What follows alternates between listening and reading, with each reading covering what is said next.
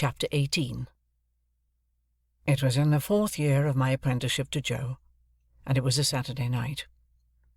There was a group assembled round the fire at the Three Jolly Bargemen, attentive to Mr. Wopsle as he read the newspaper aloud. Of that group I was one. A highly popular murder had been committed, and Mr. Wopsle was imbrued in blood to the eyebrows. He gloated over every abhorrent adjective in the description, and identified himself with every witness at the inquest. He faintly moaned, "I am done for," as the victim, and he barbarously bellowed, "I'll serve you out," as the murderer. He gave the medical testimony in pointed imitation of our local practitioner, and he piped and shook as the aged turnpike keeper, who had heard blows, to an extent so very paralytic as to suggest a doubt regarding the mental competency of that witness. The coroner, in Mr. Wopsle's hands, became Timon of Athens, the beadle Coriolanus. He enjoyed himself thoroughly, and we all enjoyed ourselves, and were delightfully comfortable. In this cosy state of mind, we came to the verdict, wilful murder. Then, and not sooner, I became aware of a strange gentleman leaning over the back of the settle opposite me, looking on. There was an expression of contempt on his face, and he bit the side of a great forefinger as he watched the group of faces. "Well," said the stranger to Mr. Wopsle, when the reading was done, "you have settled it all to your own satisfaction, I have no doubt." Everybody started and looked up, as if it were the murderer. He looked at everybody coldly and sarcastically. "Guilty, of course," said he. "Out with it. Come." "Sir," returned Mr. Wopsle, "without having the honour of your acquaintance, I do say guilty." Upon this, we all took courage to unite in a confirmatory murmur.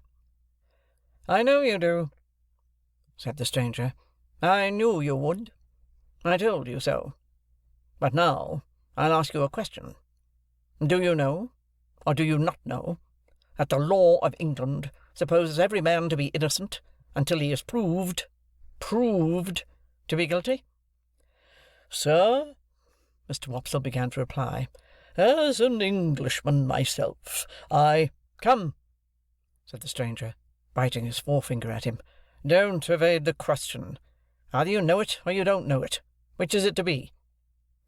He stood with his head on one side, and himself on one side, in a bullying, interrogative manner, and he threw his forefinger at Mr. Wopsle, as it were to mark him out, before biting it again.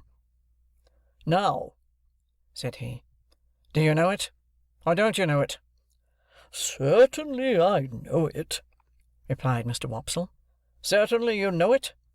Then why didn't you say so at first? Now, I'll ask you another question," taking possession of Mr. Wopsle, as if he had a right to him. "Do you know that none of these witnesses have yet been cross-examined?" Mr. Wopsle was beginning, "I can only say," when the stranger stopped him. "What? You won't answer the question, yes or no? Now, I'll try you again," throwing his finger at him again. "Attend to me. Are you aware, or are you not aware, that none of these witnesses have yet been cross-examined? Come, I only want one word from you, yes or no." Mr. Wopsle hesitated, and we all began to conceive rather a poor opinion of him. "Come," said the stranger, "I'll help you. You don't deserve help, but I'll help you. Look at that paper you hold in your hand. What is it?" "What is it?" repeated Mr. Wopsle, eyeing it, much at a loss. "Is it," pursued the stranger in his most sarcastic and suspicious manner, "the printed paper you have just been reading from?" "Undoubtedly." "Undoubtedly. Now, turn to that paper, and tell me whether it distinctly states that the prisoner expressly said that his legal advisers instructed him altogether to reserve his defence?" "I read that just now," Mr. Wopsle pleaded. "Never mind what you read just now, sir. I don't ask you what you read just now. You may read the Lord's Prayer backwards, if you like, and perhaps have done it before to-day. Turn to the paper. No, my friend, not to the top of the column. You know better than that. To the bottom, to the bottom." We all began to think Mr. Wopsle full of subterfuge. "Well, have you found it?" "Here it is," said Mr. Wopsle. "Now, follow that passage with your eye, and tell me whether it distinctly states that the prisoner expressly said that he was instructed by his legal advisers wholly to reserve his defence. Come, do you make that of it?" Mr. Wopsle answered, "Those are not the exact words." "Not the exact words?" repeated the gentleman bitterly. "Is that the exact substance?" "Yes," said Mr. Wopsle. "Yes," repeated the stranger, looking round at the rest of the company, with his right hand extended towards the witness, Wopsle. "And now I ask you what you say to the conscience of that man who, with that passage before his eyes, can lay his head upon his pillow after having pronounced a fellow creature guilty, unheard?" We all began to suspect that Mr. Wopsle was not the man we had thought him, and that he was beginning to be found out. "And that same man, remember," pursued the gentleman, throwing his finger at Mr. Wopsle heavily, "that same man might be summoned as a juryman upon this very trial, and, having thus deeply committed himself, might return to the bosom of his family, and lay his head upon his pillow, after deliberately swearing that he would well and truly try the issue joined between our sovereign lord the king and the prisoner at the bar, and would a true verdict give according to the evidence, so help him God." We were all deeply persuaded that the unfortunate Wopsle had gone too far, and had better stop in his reckless career while there was yet time. The strange gentleman, with an air of authority not to be disputed, and with a manner expressive of knowing something secret about every one of us, that would effectually do for each individual if he chose to disclose it, left the back of the settle, and came into the space between the two settles in front of the fire, where he remained standing, his left hand in his pocket, and he biting the forefinger of his right. "From information I have received," said he, looking round at us as we all quailed before him, "I have reason to believe there is a blacksmith among you, by name Joseph, or Joe, Gargery. Which is the man?" "Here is the man," said Joe. The strange gentleman beckoned him out of his place, and Joe went. "You have an apprentice," pursued the stranger, "commonly known as Pip. Is he here?" "I'm here," I cried. The stranger did not recognize me, but I recognized him as the gentleman I had met on the stairs on the occasion of my second visit to Miss Havisham. I had known him the moment I saw him looking over the settle, and now that I stood confronting him with his hand upon my shoulder, I checked off again in detail his large head, his dark complexion, his deep-set eyes, his bushy black eyebrows, his large watch-chain, his strong black dots of beard and whisker, and even the smell of scented soap on his great hand. "I wish to have a private conference with you two," said he, when he had surveyed me at his leisure. "It will take a little time. Perhaps you had better go to your place of residence. I prefer not to anticipate my communication here. You will impart as much or as little of it as you please to your friends afterwards. I have nothing to do with that." Amidst a wondering silence, we three walked out of the Jolly Bargeman, and in a wondering silence walked home. While going along, the strange gentleman occasionally looked at me, and occasionally bit the side of his finger. As we neared home, Joe, vaguely acknowledging the occasion as an impressive and ceremonious one, went on ahead to open the front door. Our conference was held in the state parlour, which was feebly lighted by one candle.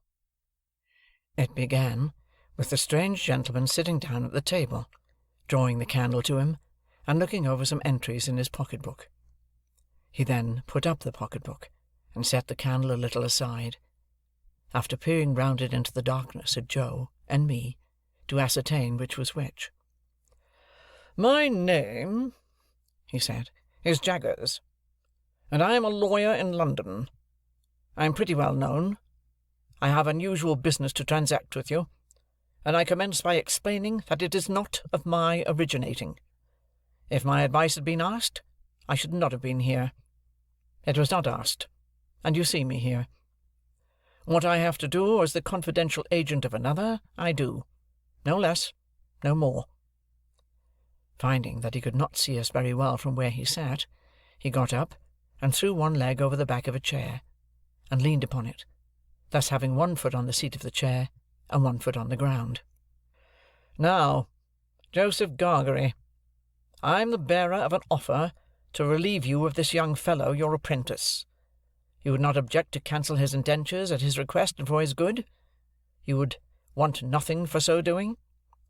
"Lord forbid that I should want anything for not standing in Pip's way," said Joe, staring. "Lord forbidding is pious, but not to the purpose," returned Mr. Jaggers. "The question is, would you want anything? Do you want anything?" "The answer is," returned Joe sternly, "no." I thought Mr. Jaggers glanced at Joe as if he considered him a fool for his disinterestedness, but I was too much bewildered between breathless curiosity and surprise to be sure of it. "Very well," said Mr. Jaggers. "Recollect the admission you have made, and don't try to go from it presently." "Who's a-going to try?" retorted Joe. "I don't say anybody is. Do you keep a dog?" "Yes, I do keep a dog." "Bear in mind, then, that Bragg is a good dog, but Holdfast is a better. Bear that in mind, will you?" repeated Mr. Jaggers, shutting his eyes and nodding his head at Joe, as if he were forgiving him something. "Now, I return to this young fellow, and the communication I've got to make is, that he has great expectations." Joe and I gasped, and looked at one another. "I am instructed to communicate to him," said Mr. Jaggers, throwing his finger at me sideways, "that he will come into a handsome property. Further, that it is the desire of the present possessor of that property that he be immediately removed from his present sphere of life and from this place, and be brought up as a gentleman. In a word, as a young fellow of great expectations." My dream was out. My wild fancy was surpassed by sober reality. Miss Havisham was going to make my fortune on a grand scale. "Now, Mr. Pip," pursued the lawyer, "I address the rest of what I have to say to you. You are to understand, first, that it is the request of the person from whom I take my instructions that you always bear the name of Pip. You will have no objection, I dare say, to your great expectations being encumbered with that easy condition. But if you have any objection, this is the time to mention it." My heart was beating so fast, and there was such a singing in my ears, that I could scarcely stammer I had no objection. "I should think not. Now, you are to understand, secondly, Mr. Pip, that the name of the person who is your liberal benefactor remains a profound secret until the person chooses to reveal it.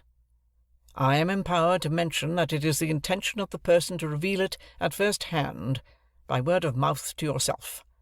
When or where that intention may be carried out, I cannot say. No one can say. It may be years hence.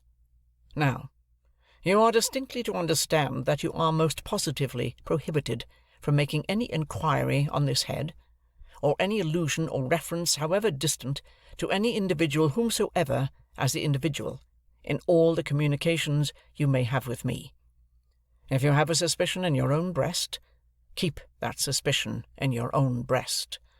It is not the least to the purpose what the reasons of this prohibition are. They may be the strongest and gravest reasons, or they may be mere whim. This is not for you to inquire into. The condition is laid down. Your acceptance of it, and your observance of it as binding, is the only remaining condition that I am charged with by the person from whom I take my instructions, and for whom I am not otherwise responsible. That person is the person from whom you derive your expectations, and the secret is solely held by that person and by me. Again, not a very difficult condition with which to encumber such a rise in fortune, but if you have any objection to it, this is the time to mention it. Speak out." Once more I stammered with difficulty that I had no objection. "I should think not. Now, Mr. Pip, I have done the stipulations." Though he called me Mr. Pip, and began rather to make up to me, he still could not get rid of a certain air of bullying suspicion, and even now he occasionally shut his eyes and threw his finger at me while he spoke, as much as to express that he knew all kinds of things to my disparagement, if he only chose to mention them. "We come next to mere details of arrangement. You must know that, although I have used the term expectations more than once, you are not endowed with expectations only. There is already lodged in my hands a sum of money amply sufficient for your suitable education and maintenance. You will please consider me your guardian. Oh, for I was going to thank him, I tell you at once, I am paid for my services, or I shouldn't render them.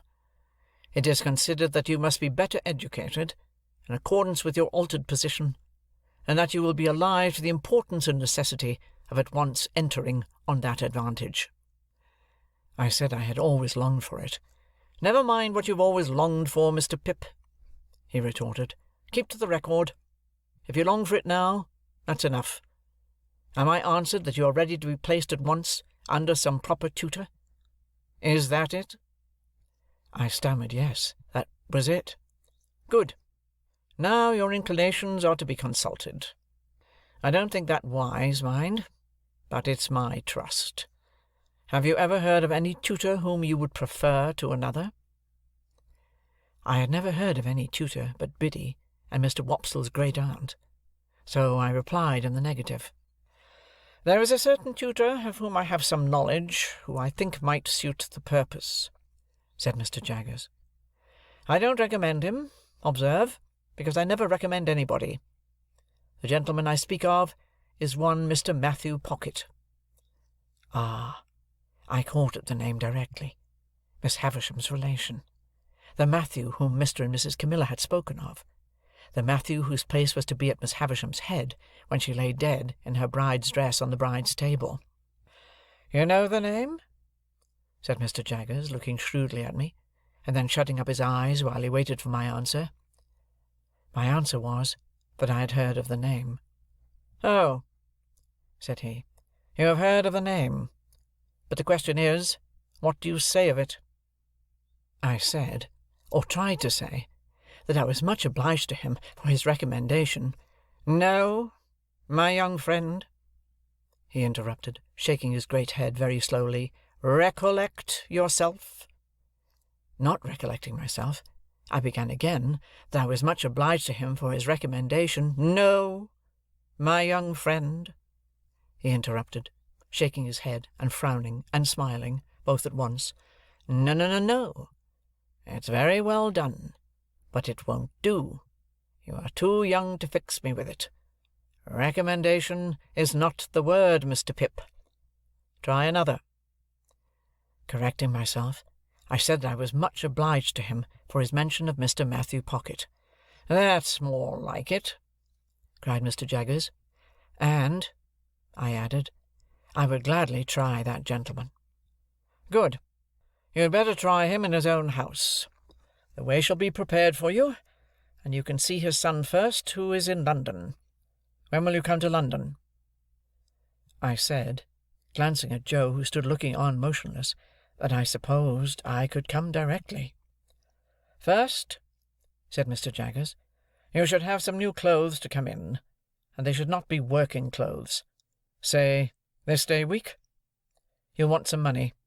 Shall I leave you 20 guineas? He produced a long purse, with the greatest coolness, and counted them out on the table, and pushed them over to me. This was the first time he had taken his leg from the chair. He sat astride of the chair when he had pushed the money over, and sat swinging his purse and eyeing Joe. "Well, Joseph Gargery, you look dumbfounded." "I am," said Joe, in a very decided manner. "It was understood that you wanted nothing for yourself, remember?" "It were understood," said Joe, "and it are understood, and it ever will be similar according." "But what," said Mr. Jaggers, swinging his purse, "what if it was in my instructions to make you a present, as compensation?" "As compensation what for?" Joe demanded. "For the loss of his services." Joe laid his hand upon my shoulder with the touch of a woman. I have often thought him since, like the steam hammer that can crush a man or pat an egg-shell, in his combination of strength with gentleness. "Pip, is that hearty welcome," said Joe, "to go free with his services, to honour and fortune, as no words can tell him. But if you think as money can make compensation to me for the loss of the little child what come to the forge, and ever the best of friends—" "Oh, dear good Joe, whom I was so ready to leave, and so unthankful to! I see you again, with your muscular blacksmith's arm before your eyes, and your broad chest heaving, and your voice dying away. Oh, dear, good, faithful, tender Joe! I feel the loving tremble of your hand upon my arm, as solemnly this day, as if it had been the rustle of an angel's wing." But I encouraged Joe at the time. I was lost in the mazes of my future fortunes, and could not retrace the by-paths we had trodden together. I begged Joe to be comforted, for, as he said, we had ever been the best of friends, and, as I said, we ever would be so. Joe scooped his eyes with his disengaged wrist, as if he were bent on gouging himself, but said not another word.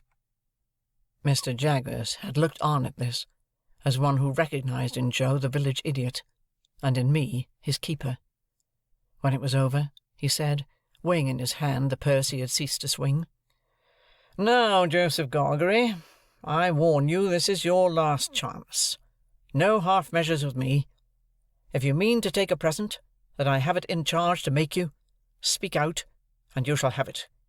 If, on the contrary, you mean to say—" Here, to his great amazement, he was stopped by Joe suddenly working round him with every demonstration of a fell pugilistic purpose.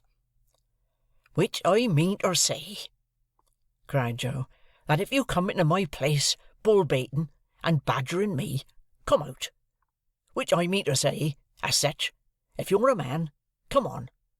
Which I mean to say, that what I say, I mean to say, and stand or fall by." I drew Joe away, and he immediately became placable, merely stating to me, in an obliging manner, and as a polite expostulatory notice to any one whom it might happen to concern, that he were not a-going to be bull-baited and badgered in his own place. Mr. Jaggers had risen when Joe demonstrated, and had backed near the door. Without evincing any inclination to come in again, he there delivered his valedictory remarks. They were these: "Well, Mr. Pip, I think the sooner you leave here, as you are to be a gentleman, the better. Let it stand for this day week, and you shall receive my printed address in the meantime. You can take a hackney coach at the stage-coach office in London, and come straight to me. Understand that I express no opinion, one way or the other, on the trust I undertake. I am paid for undertaking it, and I do so. Now, understand that, finally. Understand that." He was throwing his finger at both of us, and I think would have gone on, but for his seeming to think Joe dangerous, and going off. Something came into my head which induced me to run after him, as he was going down to the Jolly Bargeman, where he had left a hired carriage. "I beg your pardon, Mr. Jaggers." "Hullo," said he, facing round. "What's the matter?" "I wish to be quite right, Mr. Jaggers, and to keep to your directions, so I thought I'd better ask. Would there be any objection to my taking leave of any one I know about here before I go away?" "No," said he, looking as if he hardly understood me. "I don't mean in the village only, but uptown." "No," said he, "no objection." I thanked him, and ran home again. and there I found that Joe had already locked the front door, and vacated the state parlour, and was seated by the kitchen fire, with a hand on each knee, gazing intently at the burning coals. I, too, sat down before the fire, and gazed at the coals, and nothing was said for a long time.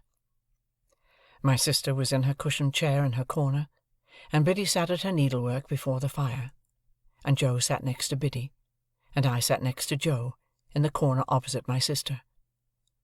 The more I looked into the glowing coals, the more incapable I became of looking at Joe. The longer the silence lasted, the more unable I felt to speak.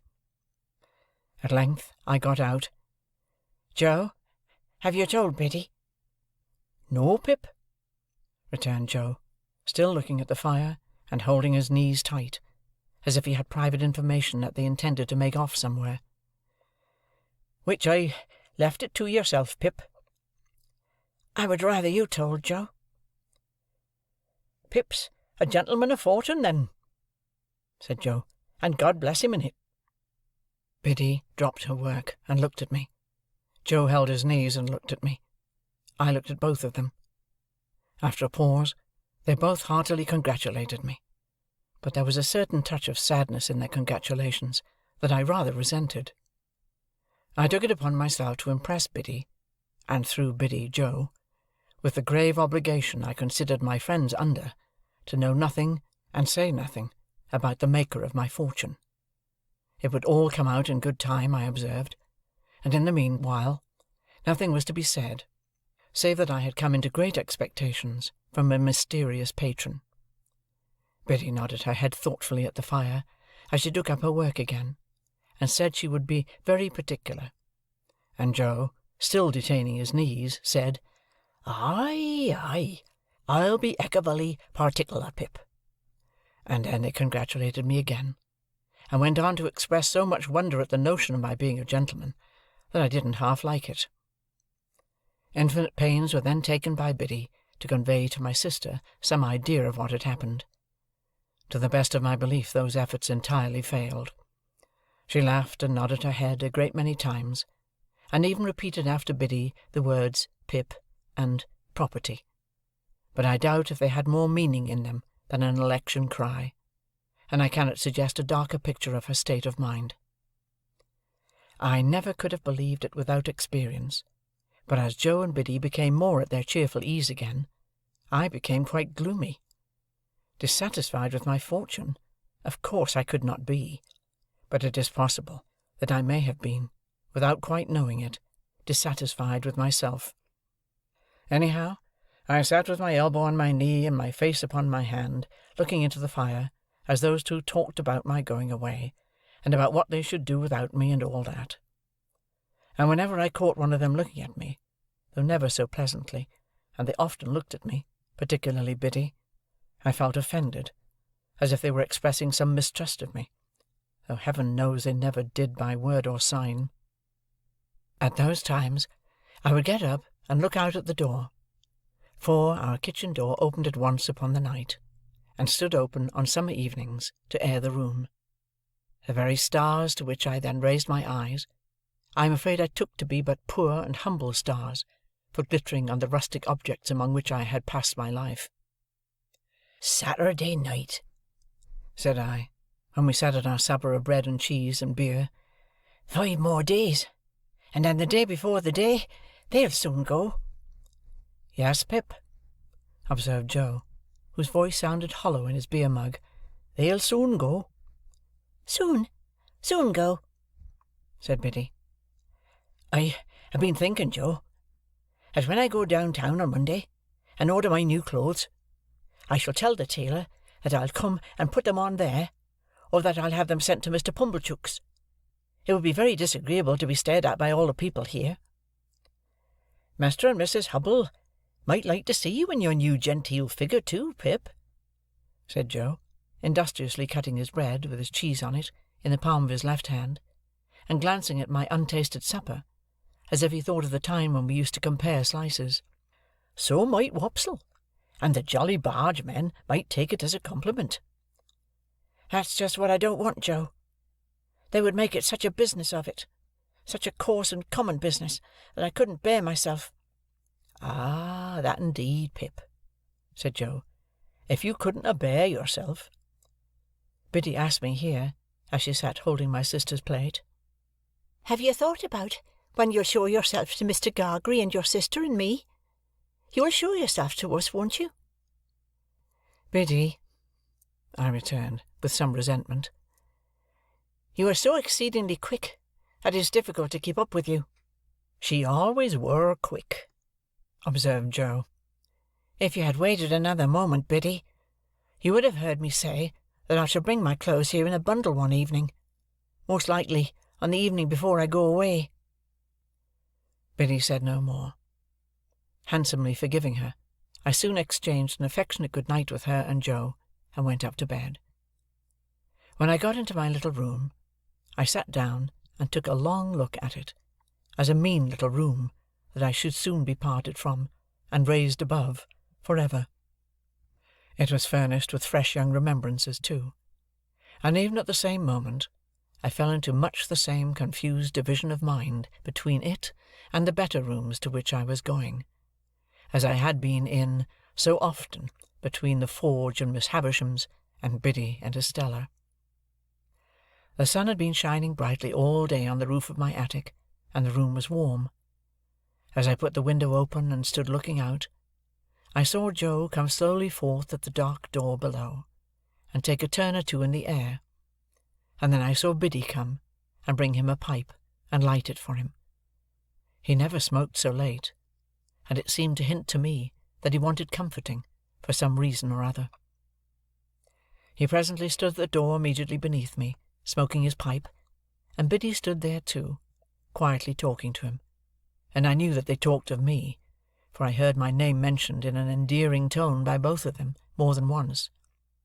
I would not have listened for more, if I could have heard more, so I drew away from the window, and sat down in my one chair by the bedside, feeling it very sorrowful and strange that this first night of my bright fortunes should be the loneliest I had ever known. Looking towards the open window, I saw light wreaths from Joe's pipe floating there, and I fancied it was like a blessing from Joe, not obtruded on me or paraded before me, but pervading the air we shared together. I put my light out and crept into bed, and it was an uneasy bed now, and I never slept the old sound sleep in it any more.